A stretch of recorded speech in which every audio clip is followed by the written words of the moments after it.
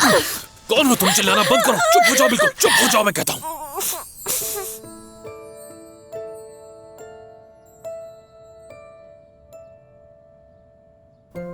जब मैं अपना हाथ हटाऊंगा तुम बिल्कुल भी नहीं चीखोगी, समझी? क्या चिल्लाओगी तुम? क्या घर में कोई और भी है? मैं पूछ रहा हूं कि कौन है यहां तुम्हारे अलावा?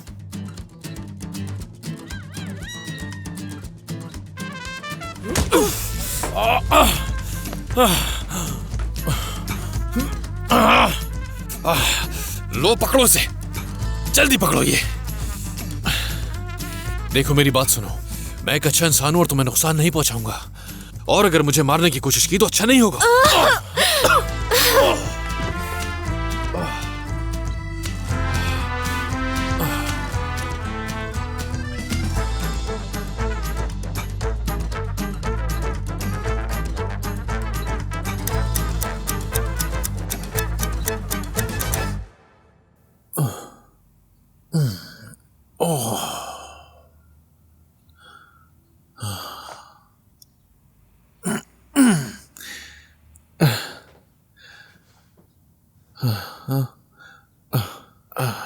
बहुत दर्द हो रहा है। सर, मुझ पर हमला हुआ है और वो भी मेरे घर में। गहरी चोट लगी है मुझे। मैं नहीं जानता उसे। ये घर काफी दिनों से खाली था, इसीलिए खाली घर देख के कब्जा कर लिया होगा उसने।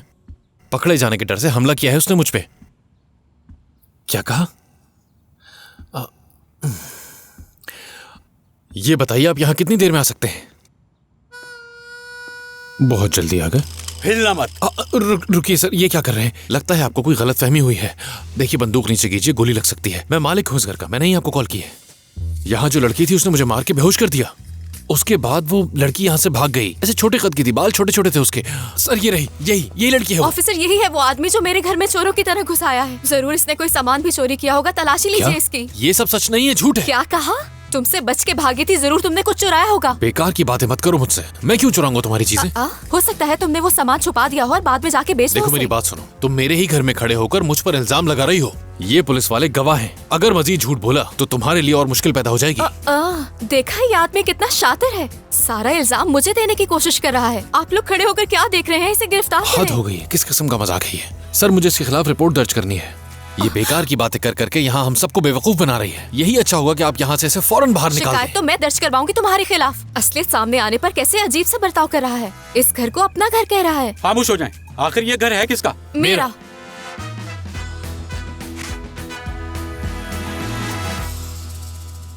सच कहूँ तो ये बहुत ही मुश्किल मसला है।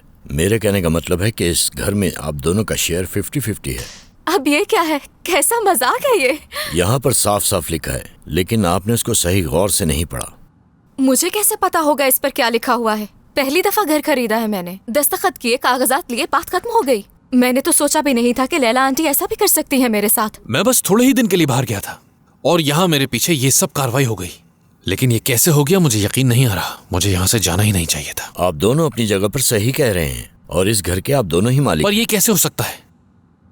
देखिए मुझे बताइए कि अब इस मसले का हल क्या है? किसी एक को दोनों में से आधा हिस्सा सेल करना होगा। ये नामुमकिन है।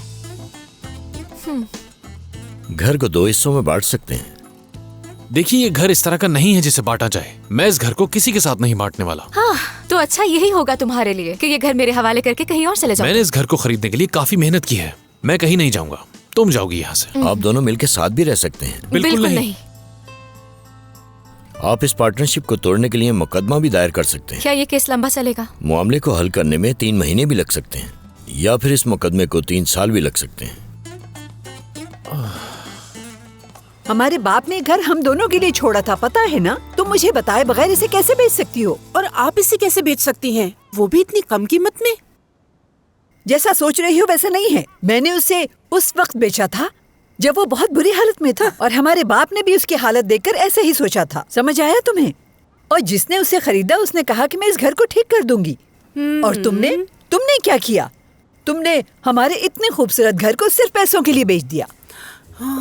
तुमने ऐसा क्यों किया, बताओ मुझे। अरे अपने आप को तो देखो, जब इतने महंगे महंगे खाने खा रही थी, जब कुछ नहीं था।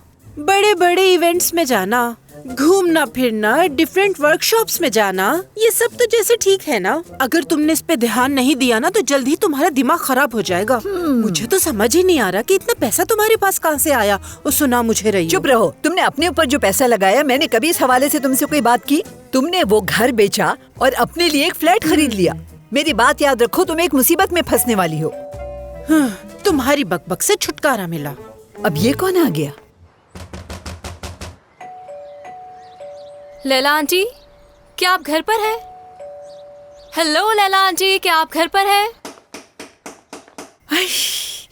ओह, ये तो वही लड़की है जिसको मैंने घर बेचा और था। इसके साथ लैला जिसने आंटी, मुझसे मैं घर सिली। खरीदा था वो भी है। अब हम प्लीज उन्हें लैला क्या आंटी, कहेंगे? मुझे क्या दरवाजा पता? खोलें। ये क्या कर रही हो? अब क्या दरवाजा तोड़ोगी? हो सकता है कि वो लोग घर पे ना हो। मैं तुम्हें बता दूं, उस घर के कागजात मेरे पास हैं। मैंने उस घर पे बहुत मेहनत की है, कमरे सेट किए, छत ठीक की। यकीन ना आए तो इस बारे में लैला आंटी से पूछ सकते हो कि घर कितना गंदा था। पता है, दिन रात मेहनत करके उस घर को बनाया है मैंने, सच में। जो हो गया सो हो गया, अब कोई फायदा नहीं है इसका। कागजात दोनों के पास हैं। तो बताओ क्या करूं मैं? अगर अच्छा वकील कर लेते तो आज ये नौबत ना आती। ऐसा कुछ भी नहीं है, समझ गई? मैं यहाँ मौजूद होता तो ऐसा कुछ होता ही नहीं। ये भी तो मुमकिन है कि तुम्हारे वकील ने कोई डील कर ली हो तुम्हारे ये पीछे। क्या कह रही हो? ऐसा कैसे हो सकता है? उनमें से तो एक वकील है और एक बूढ़ी खातून है। वकील ने जो किया उसे तो छोड़ो तुम, और मिसेस फिरोज क्या पता बताना भूल गई। देखो, मैं किसी मिसेस फरोज को नहीं जानती। मैं बस जानती हूँ लैला आंटी को, जिन्होंने मुझे घर बेचा है, इसलिए वो घर मेरा है। मुझे कोई परवाह नहीं, वो घर मेरा है। सामान बांधो और निकलो वहाँ से। बिल्कुल भी नहीं। उस घर को मैंने खरीदा, उसे रहने लायक बनाया, अब वहाँ रहती हूँ मैं। और तुम चाहते हो कि वो घर तुम्हें दे दूं? बिल्कुल भी नहीं। ऐसा सोचना भी बेवकूफी होगी। मुझे देर हो रही है, मुझे जाना होगा। अब जो तुम्हारा दिल चाहे कर सकते हो तुम।